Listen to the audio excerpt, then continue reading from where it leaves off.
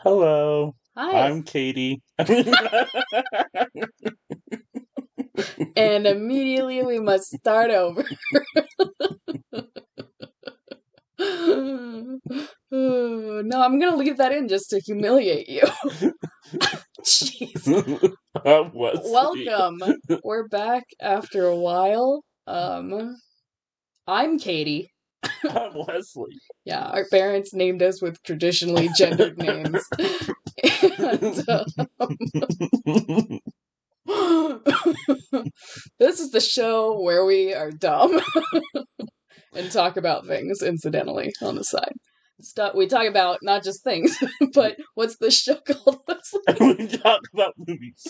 That's not what the show's called. It says the show where we talk about stuff we've watched.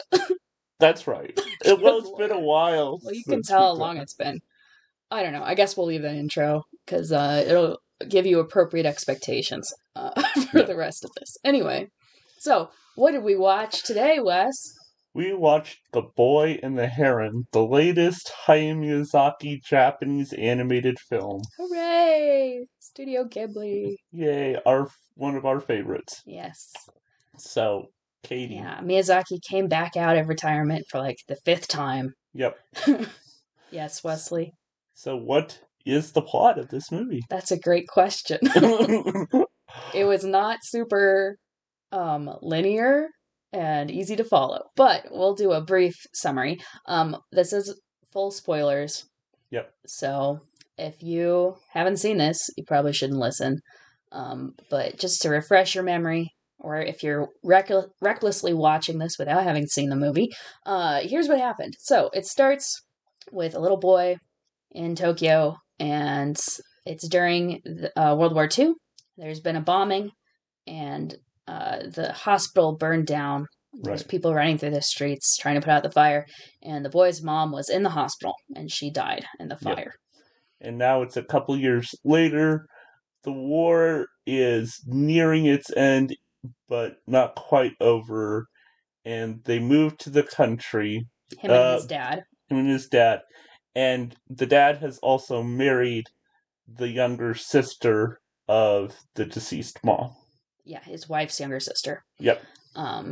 Which is a little weird, and you can tell the boy, whose name is Mahito, he kind of thinks it's weird. Yeah. And it's only like a year or two after his mom died, and so he's really not very happy, and he just is kind of stoic and mad. So he forces himself in a very brutal way by hitting himself with a rock to stay home and not have to go anywhere. I don't know if that's why he did it. But I'm just saying I think he's kind of he's messed up. He's messed up. But, so he hits himself in the head with a rock in order to stay home. And he starts noticing off and on this strange heron that is visiting. Yeah, because the estate. The place where he's living, which is his mom and his aunt's childhood home, they have like an ancient family that's lived on this estate for a long time, and it's magical. Weird stuff happens at this place. Right. And he notices this gray heron following him around, and it's kind of creepy. Yep. And eventually the heron starts talking to him, and it tells him like, "Come with me. We've been waiting for you." And Mahito's like, absolutely not. I am going to end this heron. And he builds himself a bow and arrow to try and shoot it. And he is suspicious that it's trying to lead him and his family into danger. Right. But he's also tempted because it's telling him, hey, you can see your mom. Yeah. And it leads him to this old tower at the back of the estate. Right. And he almost enters it, but he decides not to until the new mom, decides to wander back where the castle is. Off into the woods, and she disappears. And she disappears, and Machio has to go after him. Her, sorry. So he follows the heron to the tower to try and find the stepmom. And then weird things happen. Yeah, and then the master of the tower sends him to the magical realm that the tower connects to, right? Where his stepmother has been spirited away. And so he travels through the magical realms, and it's really weird and confusing. He meets a lot of different people and weird creatures and bird people who want to kill him. And eventually meets the master, who turns out to be his grand uncle, who built the tower around this magical rock, meteor. Yeah, it fell from the sky. And he built the tower there, and he used the magical properties of the rock to create this alternate magical realm that he governs. And he brought Mahito there because he wants him to take over for him. Right. His granduncle's old now, and the world is falling apart, and he wants Mahito to take his place as the master and shape the world in his own image and fix it. And it has to be somebody of his own bloodline. Right. But Mahito decides not to do that. He decides to go back to the real world with his stepmom and make a real family with his dad and his stepmom and his new baby brother. Because the mom is also pregnant. Yeah. And there's a bunch of other stuff in there. Yep. Which we'll get into. Yeah. But that's a pretty good summary.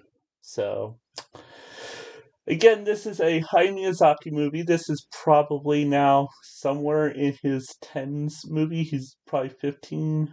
I don't know. Yeah, something like that. So, if you have watched a Japanese animated movie in the last 10 years that isn't some weird anime... It was probably one of his. Yeah, that's true. Those are the movies we kind of get here in America, the Ghibli ones. And they're all great, so there you go. So... But it's definitely very Miyazaki, you know. It looks like his work. It has all the typical themes of his stuff. Right, callbacks to tons of his previous work, which I think is intentional, as we'll get to in this movie. And if you saw the trailer for this movie, the trailer definitely leaned into that and pulled images from his other movies. Right. And kind of put them together. Right. But the cast... So we watched the dub version of this movie. I thought overall the cast was great. Yeah. I really liked... I think the best performance by far was the boy playing Mario was Mahito. There you go. Was really good. And then the person playing the Heron, who's Robert Pattinson, so our new Batman. So funny. His performance was really, really good. Yeah, I had no idea it was him. It didn't sound like him at all. And then the Parakeet King is Dave Bautista, or Drax from Guardians of the Galaxy, which is also really fun. Yeah, and the granduncle was Mark Hamill. Yep, Luke Skywalker. Willem Dafoe was there for one scene. The Ghibli dubs are always so funny because they always get these huge, big name actors to just do like some little throwaway part in these movies. They must be very competitive. I bet a lot of people want to do that. Yeah, so we watched the dub and it was fine. Like the acting was all good. The writing and the translation was a little stiff in places. And I don't know if this is a problem with Miyazaki's writing, where sometimes his exposition is a little too on the nose. Like a lot of the time, Miyazaki kind of just lets the world building tell you the exposition, which is great. But whenever he has a scene where people do actually explain what's going on, it always feels a little weird to me. Yeah. And I think maybe part of that was the translation, where in English, people just kind of bluntly state things that are obviously happening. And it's like, did they really say that? I don't know. So just a couple times I noticed it sounded stiff. Right. So there's probably a couple huge names. We didn't look into all of them that are attached from previous Hayao Miyazaki work, but the other big name, of course, is the one who did the music, who is Joe Hisaishi, who has done pretty much every Ghibli film. Yeah. And I didn't really notice his music as much. Just a couple times I noticed it. When was that? I think the first scene where he gets to the magical world and he's on the island in the middle of the ocean. Right. And that kind of do like the kind of semi-creepy, semi-wondrous vibe. I was like, oh yeah, that's what I want. Yep. Yeah. But otherwise I didn't notice it too much. And then the other big thing to note, of course, is because this is a 2D animated film. And I just want to highlight that just because I like seeing a big 2D animated film on screen again.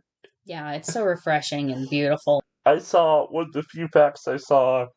I didn't want to get spoiled on this, but the one fact I saw is that at a certain point they were animating like a minute of animation per month, which is ridiculous. Like, how many minutes were in this movie? Like, at least 120. 120 minutes. So that would take you 120 months to finish the movie. It's like, Miyazaki, you're not old enough to live through the rest of this production. You gotta speed up. But yeah, Miyazaki is infamous for his attention to detail and his exacting standards. And I think you can tell he really cared about this movie and that it kind of was his. We'll get more into this, but I think it's sort of a commentary. Part of it is a commentary on his own career from himself. Yeah. And so he was very meticulous with it. Especially, there were lots of beautiful sequences of animation. The very first scene where we see the fire. Yeah. And Mahito runs out into the street towards the fire. It kind of goes into his subjective perspective, and everything warps and is like flames. Even though he's not literally in the fire, like everything around him, all the movement, all the colors are sort of blended in this flame-like quality, and it's wild looking and gorgeous. Right. That happens several times where he has visions about it. The one I really love is his first major confrontation with the Heron, and he goes out to shoot him, right? And all that, and you see that there's something underneath with the teeth. Like initially it looks like a normal heron. Right. It's slightly weirdly, like acting kind of weird, but like his eyes bulge and you're like, wait a second, does that have teeth? Why does the bird have teeth? And it just gets more and more creepy as you see there's like something under his beak and it's like, what the heck is happening? And he tries to slash at it with a wooden sword and the heron just bites it.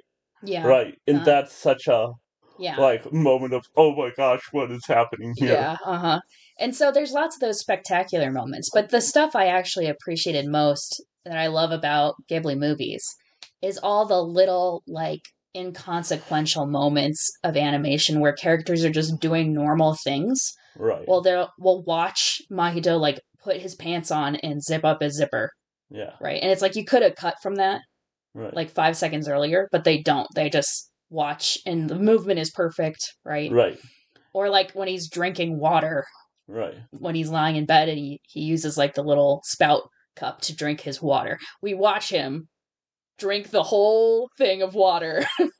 And there's the physics of the water and the motion of his hand and everything is perfect. You know? Yeah. And just like when characters are walking places. Yeah. We usually watch them walk. Like, not all the way, because that would be too long. But you get it seems like you're watching them walk all the way from where they were to where they're going. Right? It's just like, it doesn't feel so rushed. And you just kind of sit there and you go, wow, that's just gorgeous movement, right? It's perfect representation of movement. Right. But, like, I still love, it's so weird because you have these moments where it's those subtle, small things that are amazing to watch, but even when it speeds up, you see everything. Yeah. Because sometimes, when you see a live-action film, or sometimes even some of these 3D animated films, when it speeds up, you kind of lose it. Mm-hmm. In this, you don't lose anything, even when it speeds up. I don't know if Miyazaki has ever accepted anything being off model in his whole life or career, right? Like, it's just like... Yeah, I will never forget the first time I saw Wind Rises, which was kind of his big other film before this. I think there might have been another film in between that we missed or something. But I remember watching Wind Rises in it was almost IMAX screen. It starts with the dream sequence of the character. That airplane just floating into view is like one of the most like... Yeah, it's transcendent, right? It's just absolutely stunning. And there is a couple moments in this movie that gave me that similar feeling. And they were slightly more than, like, his movies are always gorgeous. But I thought this movie was just slightly more than the previous movies I've seen. Like, he stepped up his game a little bit. Which is amazing. Which is crazy, right? Because they're already masterpieces. But there are just a few moments, and I think especially moments of light hitting the characters or coming from behind clouds. Like, there's one just establishing shot when he's still at home and he goes out in the morning and you see the sun shining through the trees and over the house and grounds. Yeah. And just the way the light is painted, it was just completely stunning. And then when he's in the spirit realm, a similar thing happens where he's outside at night and then the moon comes out from the clouds. Right. And just floods everything with this brilliant moonlight.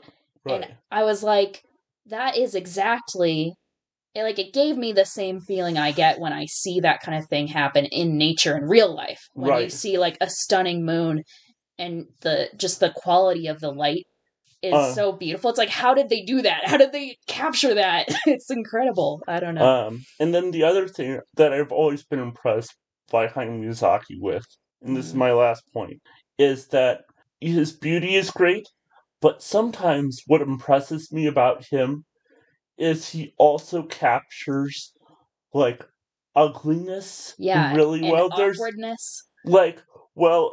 There's two moments that stick out to me. One is when Mahito is cutting up the sea creature, and the blood and the guts spill out everywhere, and you're like, that looks, how do you capture the movement of that kind of thing happening? Yeah, the gutting the fish and the stuff like boiling out. Right. It's like, oh, that's gross, but it's so perfectly drawn. It's great. Right. And then like the other one is when Mahito comes across the injured pelican. Right? The dying pelican. After being hit by all that flame and stuff, how like charred he is, and like, right, and like you see it spitting up blood. Yeah. Right, and that reminded me a lot of, especially Princess Mononoke, where there's all that violence. Yeah, like going when on. the boar is dying. Yeah. Yeah. And he manages to, like, because you don't see blood much in animation. Right? Because they're usually kids' films. Right. But seeing blood in animation, I just think, is like one of those things where I'm like, that's so gross, but how do you capture that feeling in animation and make it feel just as visceral and real as seeing it actually in real life? Yeah. Well, yeah. So in summary, Miyazaki is like one of the last true masters of the art of animation. Right. And I don't know, we're just really lucky that he's had such an extensive career and that he still is making beautiful movies like this and even improving. It's pretty crazy. So anyway, so this is a very complicated film. Like our plot summary at the beginning kind of just hit the highlights because as soon as Mahito gets to the spirit realm, right, it's almost like Alice in Wonderland, where things don't really make logical sense, and you kind of just jump between locations and scenes without much understanding of how the characters got there. New characters drop out, like the characters that are with Mahito will just disappear and then come back again. Like the Heron is supposed to be guiding him, but he kind of just pops up and leaves him a lot of the time, and then he meets some new random person, and then they're suddenly at a new location. It's like, what is happening? Right. Because it's like a spiritual realm, right? So there's not really concrete reality. Right. And like you don't really understand the rules of this place, and characters just kind of throw out statements about how the world works. But it's really hard to put it together. Right. And so, yeah. I think there's a few of Miyazaki's. I think most Miyazaki works are understandable and you have a really good sense of what he's doing. But there's one or two works where you have to watch it a couple times to understand this. And this gave me the most, like, Spirited Away vibes in terms of, like, just the sheer amount of strange stuff going on. You have that feeling like anything could happen, right? There's no... I don't understand the rules of this place, and so I can't predict what might happen next and why. Like, cause and effect doesn't necessarily follow perfectly. Right. And there's all these kind of magical rules that I don't know, but the other characters know. Right. Right. And it's got that, like, really old fairy tales have this feeling. Right. we're like, why did that happen? None of this makes sense. It's kind of creepy. Not that it totally doesn't make sense, but like the reason why things happen is more like for thematic reasons. Right. Or metaphorical reasons. Right. Right? Rather than like logical plot reasons. Right. So there's just a ton of different elements. Like every scene is totally new and like introduces some crazy new visual or crazy new idea. And there's lots of fairy tale tropes kind of woven in. Right. So we were just discussing some of the ones we notice. And I think the biggest one is just like the idea of someone from the normal world crossing some barrier and entering the fairy realm or the spirit realm. Right? So very similar to Spirited Away, where Chihiro walks through, they cross the river in the abandoned theme park, and then they're in the spirit realm. Right. And here he goes into the tower, and the tower is the portal. Right. And it's similar to like Narnia, and also the doors in the tower connect to different realms and worlds and different places in the world. Right. So there's a lot of jumping around. Sort of like in Howl's Moving Castle, where he has the magic door that can open to different places. Right. But even more random and like hard to predict where you're going to end up. The other things that really kind of stood out to me is a lot of the idea of going into a world and finding it dangerous, like the need to rescue somebody from this very perilous realm. Yeah, like Orpheus and Eurydice. Right. Where she's captured in the spirit realm, or she's dead. Right. He has to go rescue her. And a lot of King Arthur... Mahido's trying to find his stepmom, who's been captured by a lot spirits. of King Arthur legends about kind of like the search for something and entering a world that's very dangerous. There's a lot of danger in this world. Yeah, and it's sort of like the more traditional Grimm's fairy tales, where there's a surprising amount of like death and gore and gross, creepy stuff. Yeah. It's like that. For sure. Yeah. I will say, there have been a lot of images in, like, Miyazaki's work where it's just weird or odd and just kind of frightening because it's odd things. But this tops it because of murderous parakeets. Murderous parakeets. Yes. That was... Oh gosh, there's like a weird bird theme going on, right? Because the heron is our first clue that something supernatural is going on. Right. And the heron ends up being, it's not just a heron, it's like some kind of weird man, trickster, fairy goblin kind of like guy who wears a heron skin. Yeah. Like kind of like a suit, and his face comes out from under the beak. And in the world, there's lots of birds. There's like evil pelicans. There's evil parakeets.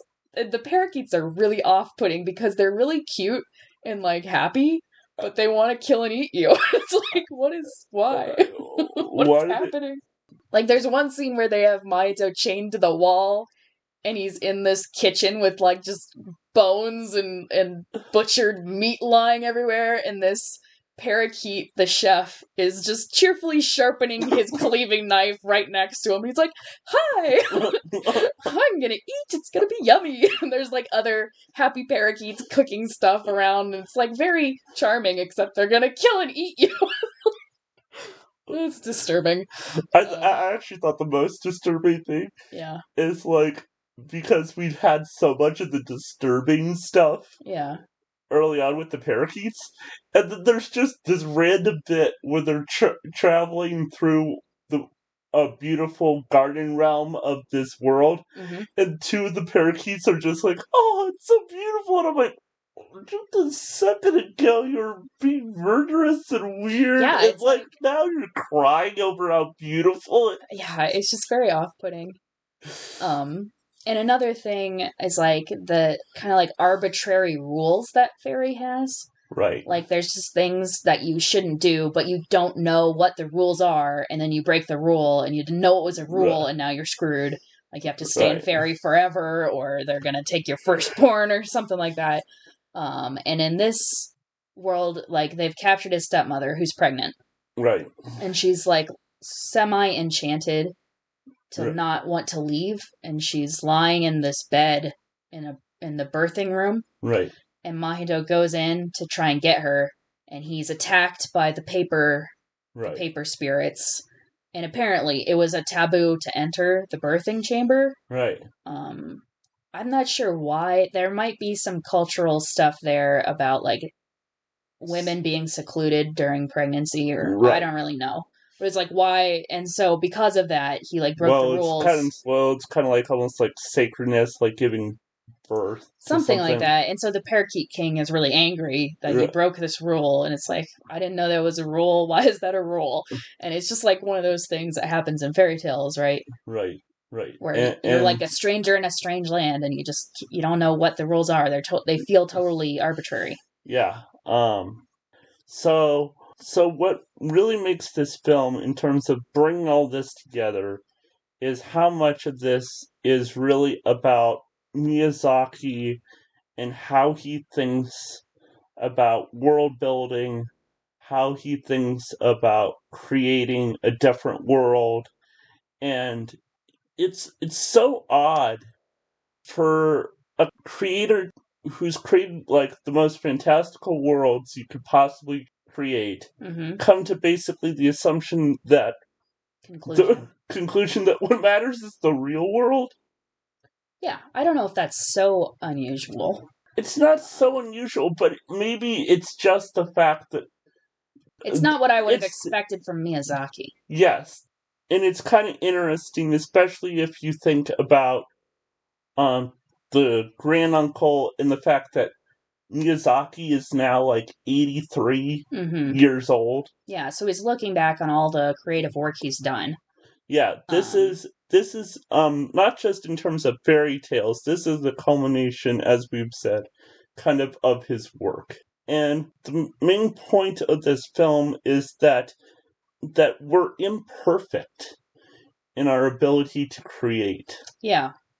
Yeah, so if you're familiar with Tolkien's ideas about like subcreation, that God created perfectly, and we as humans also have the ability to imitate God and create and make genuinely new things. But the problem is that we are inherently fallen, we're inherently not God, right? And so the things we make are imperfect. Right. And I think every artist has that frustration of you have this vision and often you can't perfectly achieve your vision, or even worse, you do achieve your vision and you realize it's lacking, right? It's just not reality, right? It can't. Right. And no matter how great our art is, because it's coming from humans, it's a thing humans made. Right. It inherently has that weakness in it. And so the granduncle in the story, which that's another trope, your magical uncle. Right. is your weird magic uncle. That's a thing, like the magician's nephew. Right. But anyway, so he like escaped the real world and he pursued knowledge so that he could have the magic and the power to make this whole world himself. And he made some kind of pact with this magic rock, which I guess is just like represents the power of the real world of creation or whatever. And he uses that to build this whole ecosystem, this whole fantasy reality. And he's lived there for like a really long time, maybe 100 years or more or something. Right. But the problem is that his creation is imperfect and it's now falling apart.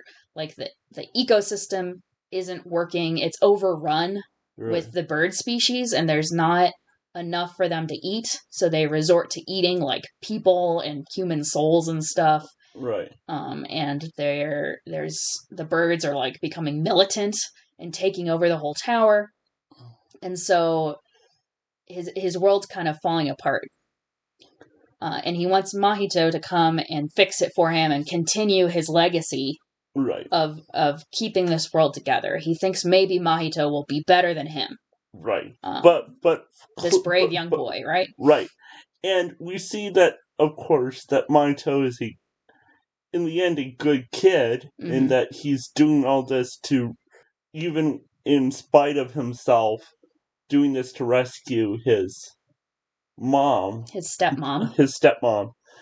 But, like, we see immediately his brokenness from the beginning when he gets into a fight with some of the kids from his new school. And immediately, due to all that pressure that he's had in his life, losing it, moving, losing his mom, getting this new mom that he doesn't really like.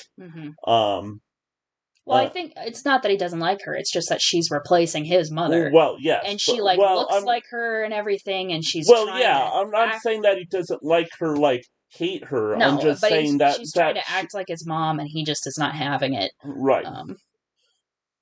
But you're right that he still immediately looks for her and wants to protect her, and does this dangerous journey to find her.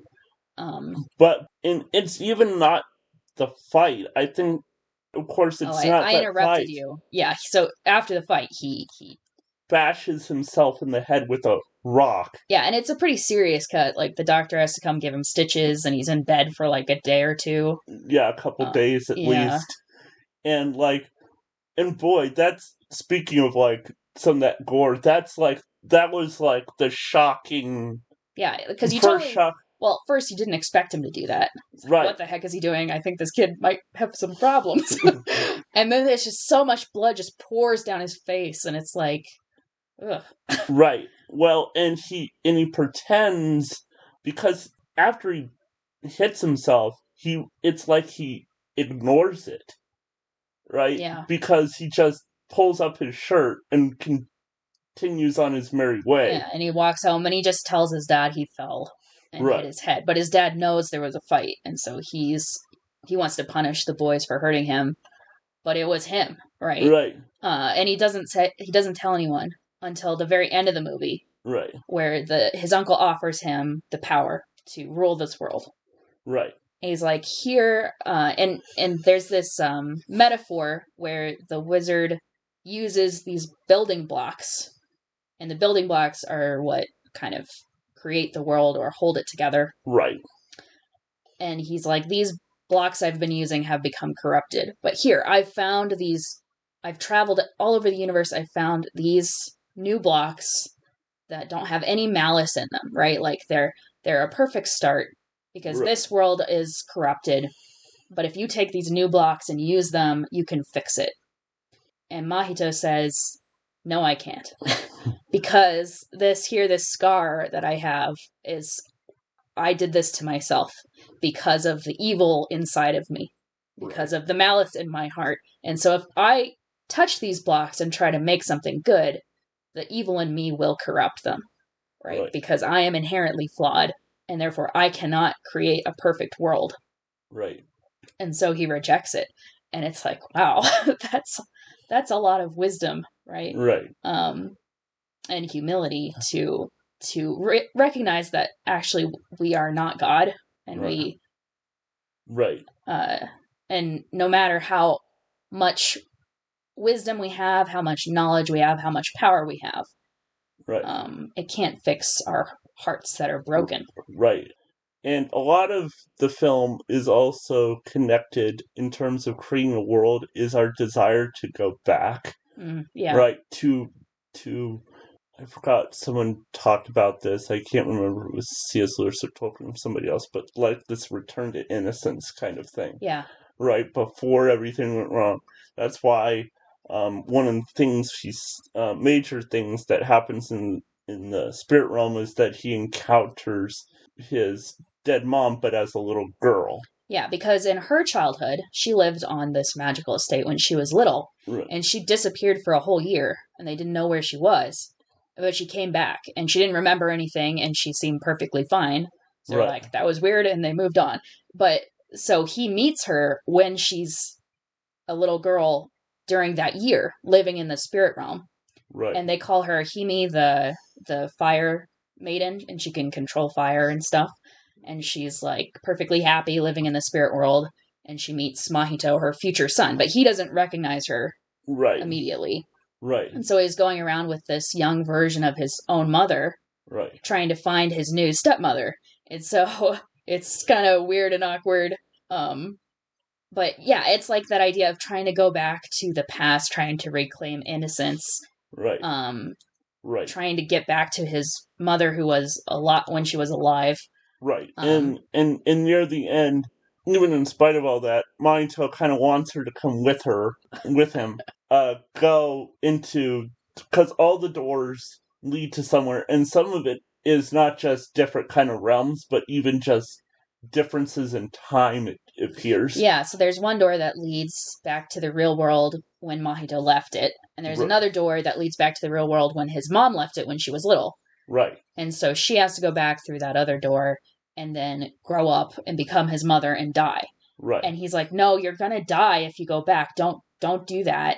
But of course, if he doesn't go back, Mahito won't be born. Right. So the point is that even though it was a horrible tragedy, there's no way to fix it, right? Because if she doesn't go back, then he won't even exist. There's no way to remove tragedy from life.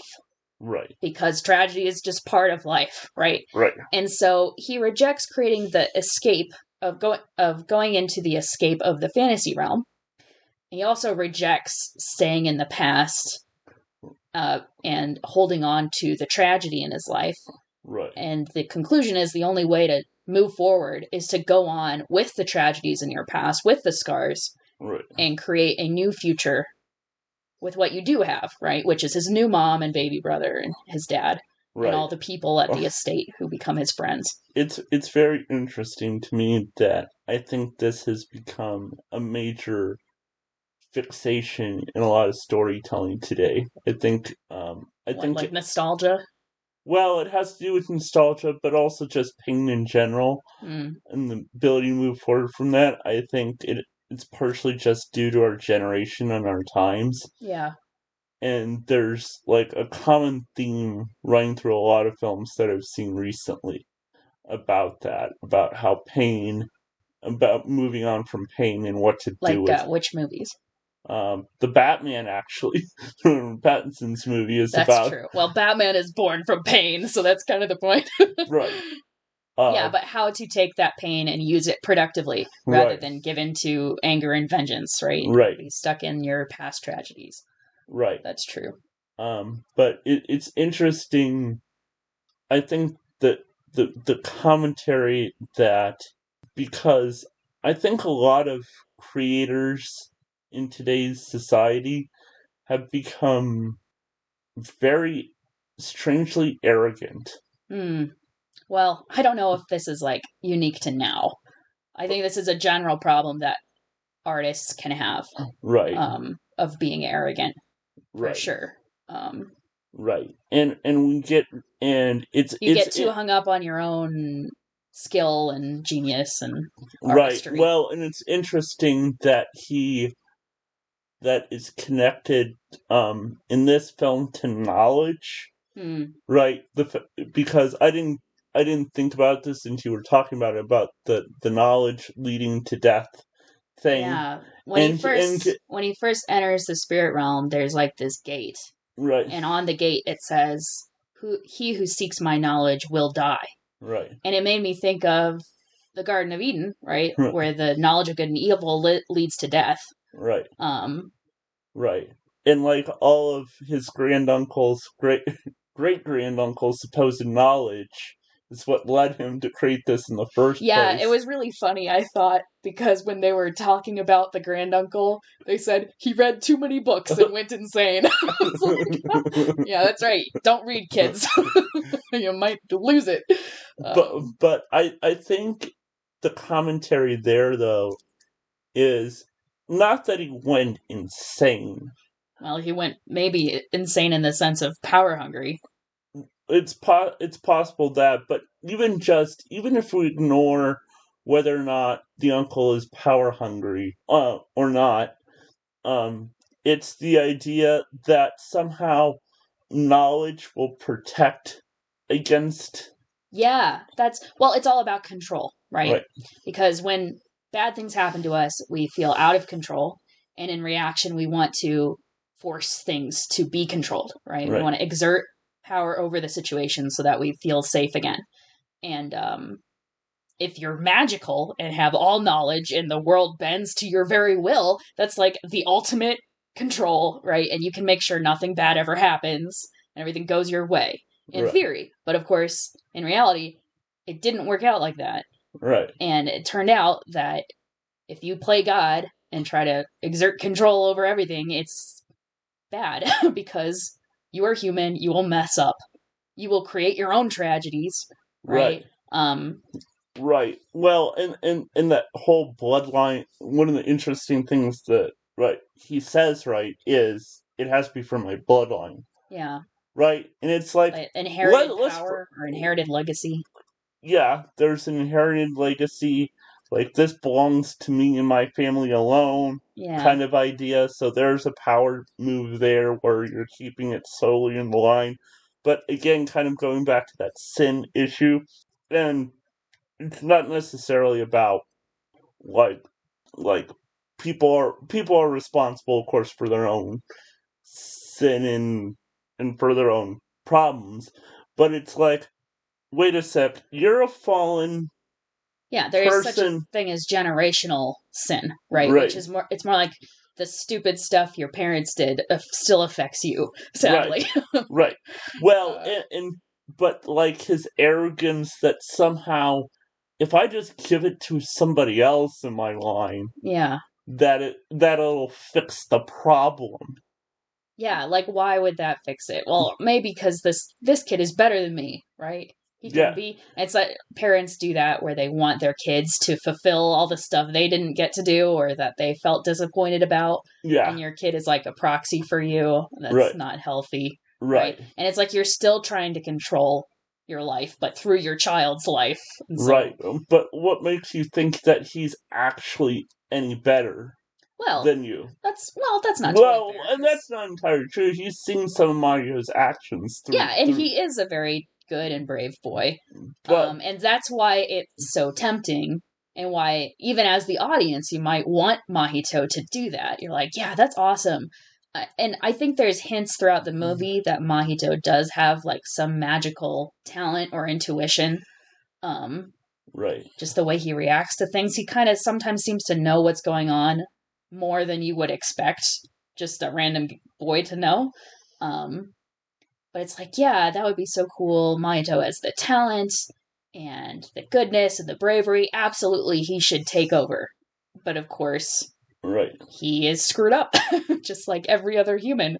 Right. And the fact that he recognizes that and rejects it is like, that's incredible. Like, there's not a lot of stories like that where you have your main protagonist and they give the protagonist, like, the call to adventure, right? Like, come be a king, come become a wizard. You're a wizard, Harry, right? Like, learn all the magic and become great.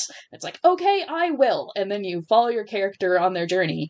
Most of them don't end with the character going like, no, I refuse the call. I'm going back home. Not going to be the super powerful wizard, right? It's like, wait a second, that's not what I wanted to happen.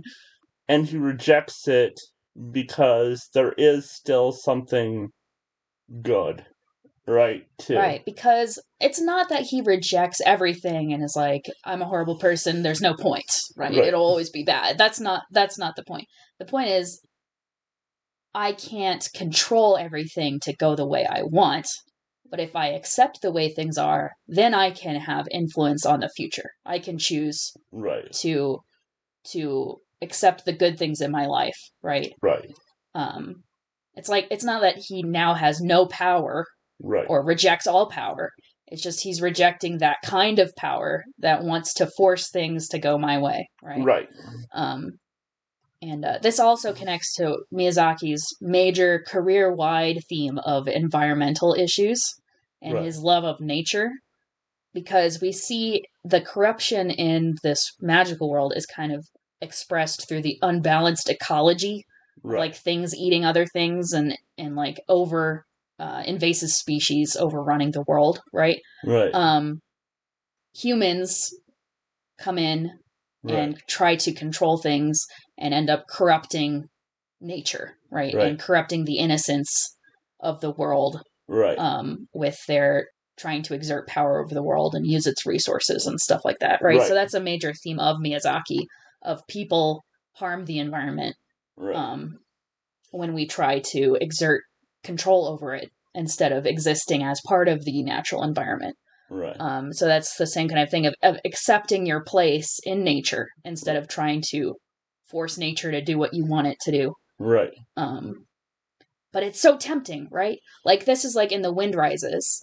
The planes are so beautiful, and you can feel how much Miyazaki and how much the main character just adore airplanes and the amazing feat of human technology and engineering that creates these beautiful things, that bends nature to your will to create this thing that's never existed before, that came out of someone's mind. And it's amazing. It's like magic, right? It's like being a super powerful magician that can create a whole magical world. Like, that's awesome, right? It's so cool. And yet, the planes are used to kill and destroy. Yeah. And it's the same here. It's like, and yet, all this magical world, what does it really get you? It gets you destruction, right? It's like, well, that's a bummer. It's so tempting and beautiful, like legitimately beautiful. And yet, is it really worth it? Right. And I think it was interesting also, a lot of people like to say that somehow, well, we can create things to last a long time, right? Yeah. Right. And we sort of do, but one of the interesting things I noticed when he was with the whole building block thing is that actually it's just millimeters away from falling. Yeah, and he constantly has to readjust the balance of his block tower, or else the whole thing is going to fall apart. Right. Because entropy pulls things down, right? And human works are trying to go against entropy and make things last. Right. But, ultimately nothing will last. Right. It kind of makes me think of Ecclesiastes, where he's talking about a man can spend his whole life building things and ruling well and all this stuff, and he leaves behind this legacy, and then what? Right. Then you die, and someone else inherits all that stuff and ruins it. Right. Right. And nothing lasts. Even if it does last, you're not there to enjoy it. Right. Like, what's the point of fighting against the natural ending of things, right? So yeah. Yeah. So it's about humility, I guess. Right. Accepting things as they are. Right. And having the humility to know that it's not your place to try and force the world to conform to your own image, right? Right. But becoming part of reality and accepting that and living through that. Right. And collaborating to create. Right. Right. And in the end, what it does is it also just takes time and work.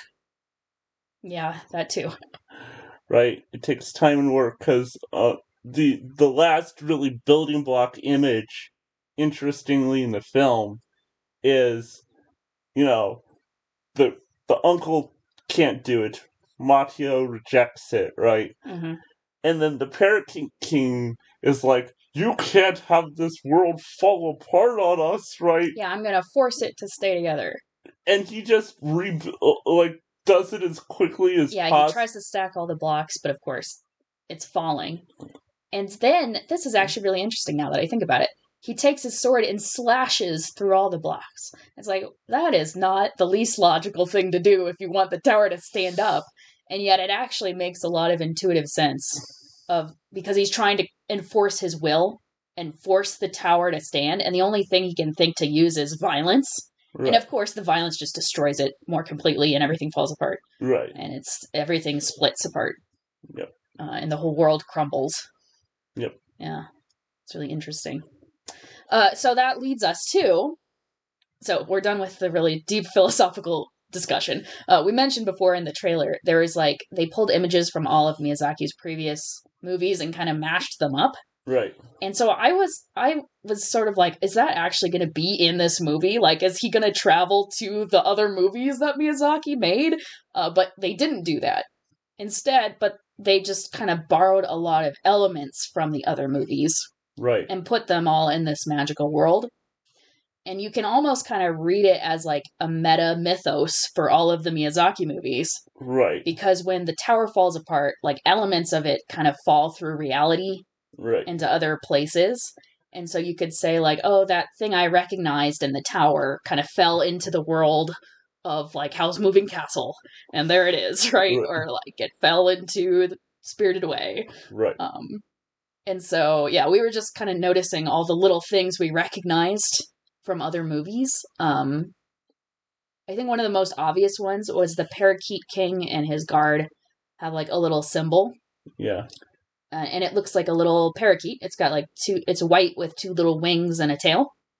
But it's actually the exact same shape as the little flying paper, white paper things from Spirited Away that the witch uses to chase Chihiro and the dragon, and they like paper cut them up and all that, right? Like it's the exact same shape. Right. It's a little white paper cutout. Yeah. It's like, oh, that's weird. There it is. What's that doing there? Right. But yeah, there's a lot of like imagery. What were we thinking? Oh, yeah, magical doors. Tons of magical doors we talked about. Yeah, that's like in Howl's Moving Castle. Yep. A castle in the first place, or a tower. And especially an overgrown castle or tower. Yeah. That's an image that's very Miyazaki, especially in Castle in the Sky. Right. Oh, and I was thinking even one of his, not even really in his genre, but then the tower in Lupin, his Lupin movie, I was thinking a lot of like the Lupin Castle. Yeah. At the end when the magical rock that powers the world, right, kind of dissolves into corruption. Right. The visual representation of that corruption is like the black and red wormy things, which is from Mononoke, where the boar was corrupted. It's like the same visual motif. Right. There's a lot of... Oh, you know, I was thinking of a lot of Miyazaki of things being on roofs. On roofs? Stuff being on roofs. Like what? The Heron in this. And then I think, like, Miyazaki likes things crawling on roofs sometimes. Does he? Could be. I don't know. Lupin does it. There's quite a bit of it in Mononoke. Another big thing is like all the talking animals and people transforming into animals and stuff from The Cat Returns. In fact, the whole plot structure is pretty similar to The Cat Returns because it's like a normal person entering some weird world with weird talking animal things and then coming back, right? But yeah, entering into magical worlds, we talked a lot about that with Spirited Away.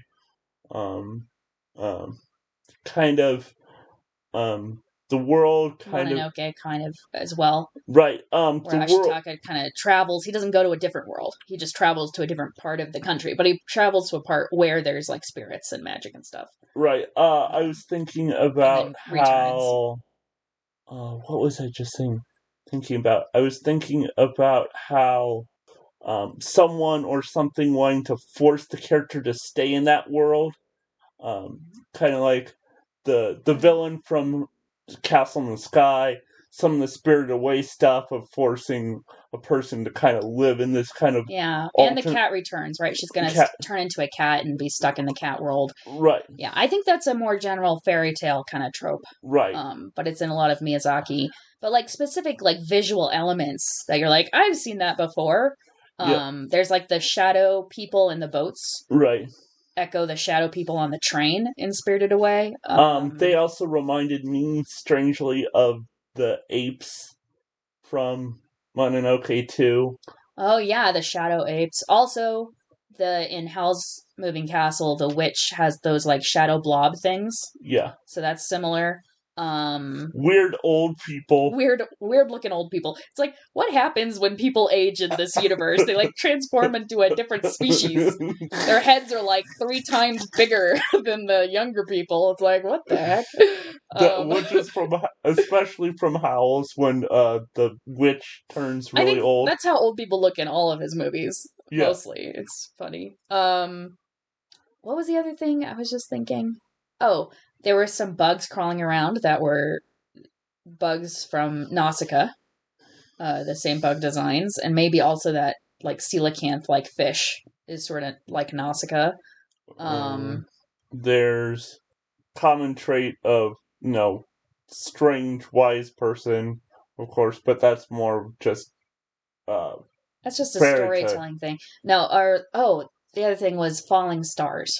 Oh yeah, that was right. Yeah, there's lots of shots of the stars and like shooting stars and stuff, and it's like the same sound effect and visual effect as in Howl's Moving Castle, where the star falls into the field, and which is Calcifer, and then Howl eats the star and loses his heart. It's like you could imagine that Calcifer fell out of the magic tower and like hit down and.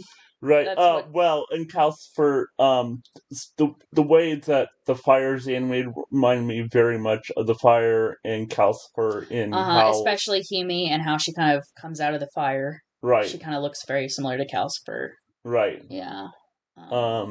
Strangely, and we didn't talk about this too much, but his kind of love of Western designs for houses. Oh yeah, yeah. I think Ghibli is just a genius as like fusing Western and Eastern storytelling and visual conventions. Right. And just like the insides of a lot of houses in this movie are just gorgeous, and there's all these like fine china and tea sets and European furniture, but there's also Japanese houses and Japanese furniture and stuff and Japanese clothes. And I had kind of forgotten about the house at the beginning, but I think of the house that he first encounters the parakeets at, and then the house where his mom is living in. Right, looks very like European, rural, like I don't know, 1700s kind of. Right, especially it reminded me of like some of the interior designs of the houses from Howl's. The European sensibility. Oh yeah, and that house in a field. There's a lot of fields. Oh yes, there's always like a little cottage in a field. That's very Miyazaki. And green hills everywhere. Green hills. That's so ubiquitous. You can't even count that really as like a motif because it's just like the default setting. Rolling green hills. It's like, oh, we're in a new place. I don't know where it is, but there's green hills, so it feels familiar. Yeah, I'm sure there's a ton more. If we watch this again, I'm sure we could pick up elements of like, oh, I've seen that. Yeah, the way, like, initially the Heron is designed reminded me a lot of his design of the two main animals in Mononoke, the wolf and the boar, where it feels very... Yeah, I think like, it's the bulging eyes thing. The bulging eyes thing, but like kind of just the unnaturalness of like animals doing things that they shouldn't be able to. Like you can tell there's an intelligence there, which is really unsettling. Yeah. When Mahito and Kiriko first try to enter the forest to look for the stepmom, they kind of go through this tunnel of brambles. Right? And they're... Oh, yeah, Totoro. And that's just like Totoro, where the kids are crawling through the forest tunnels and they kind of enter Totoro's realm, right? Yeah. It's very similar. I don't know. We could go on and on. There's tons of those repeated elements. And I think it reinforces that idea that this is sort of a movie that kind of comments on all of his previous work. Right. And tries to kind of integrate them. Right. Not like explicitly. Like, there's no actual story connection between this movie and the other movies beyond my vague speculation. Right. But it sort of encapsulates a lot of his style and elements and themes that he's done. Yeah. I just find it so interesting that this should be the near the end of his work. That this is kind of the story he wanted to tell after, like, giving us the most imaginative worlds that have ever been, some of the most imaginative worlds ever created on screen. Yeah. And the worlds that we've gotten the most immersed in, where it feels like he has passion, vision, he knows what he's doing, he's a master of his craft. Mm-hmm. Right? And here he is at the end saying... Don't do it. Sort of. In a way, it's like... You'll end up the old wizard trapped in his own creation. Yeah. It's like you kind of watch Hayao Miyazaki and the way he works, and that's that kind of obsessiveness. yeah. That can be kind of destructive, right? Because you want that perfection, and yet you can never achieve perfection, so it's just kind of painful. Right. And he was talking about recently surrounding this movie, how apparently he's always wanted to look for a successor, but it becomes this draining thing. By the time they finish the next project, it's like they've all gone through like he's already burnt them out. Like, I'm done now. That was the one movie I had in me. we're all burnt out at the your end standards of are too high. I can't do it.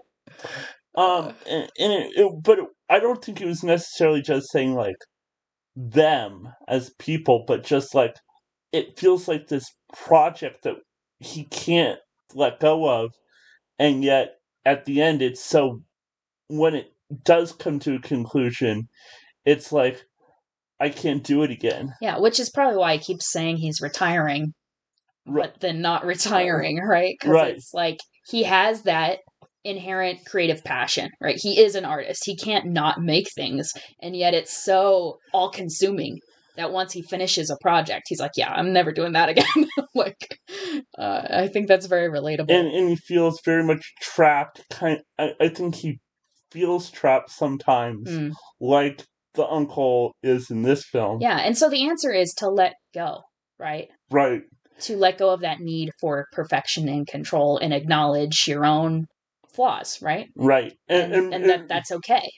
Right. And maybe at this point he recognizes it, but we'll see if he can we'll see if he learned his lesson. Is he going to make another movie when he's 90? Well, it's not so much like I think he's being hypocritical as much as it's just him acknowledging. Right. Well, the lesson is not don't make movies or don't try to create good things. It's the attitude, right? And the end of the movie is Mahito returning to his family. Right.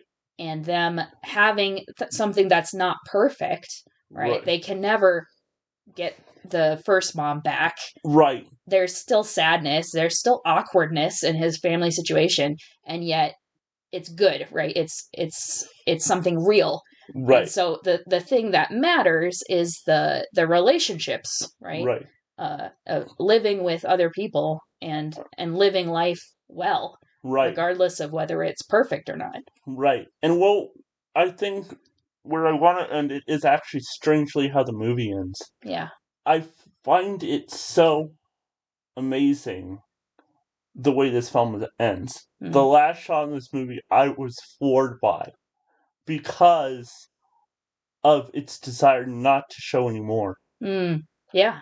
The minute I was expecting at the minute that he closed that door, yeah, we were going to see one last thing, like the Heron again, or like some hint of the stuff we've already seen from the previous realm, or something like, nothing like spectacular, but like give us a little hint of just a little more of that magic. Yeah. Right? Mm-hmm. And strangely, it doesn't. Well, not strangely, but... Well, I mean, but yeah, like... But perfectly. That's what I expected. I was expecting a shot, some last great image to end this movie on. Instead, it ends just with that empty room that he was living in the house. It does? It ends with him closing the door. On the tower? No. Oh, it ends in his bedroom? In his bedroom. Oh, that's right. Yeah.